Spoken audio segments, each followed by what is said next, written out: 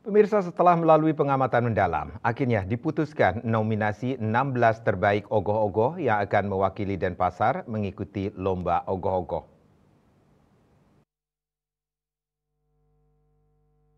Salah satu tim pengamat seni Dr. Komang Indrawirawan, Senin 17 Maret menegaskan bahwa pihaknya mencari 16 terbaik untuk mewakili lomba ogoh-ogoh, bukan mencari juara 1, 2, 3 sebelumnya.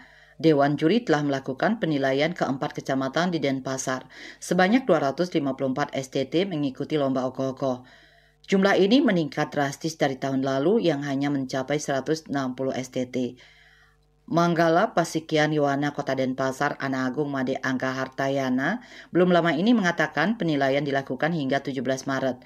Dari 254 STT akan dilakukan penjaringan menjadi 16 nominasi yang akan ditampilkan di Kesanga Festival dari 21 sampai 23 Maret. Diakui banyak PR bagi panitia dan juri karena keterbatasan waktu penjurian, banyaknya jumlah peserta ditambah kondisi macet di Denpasar. Citamaya Bali Pos melaporkan.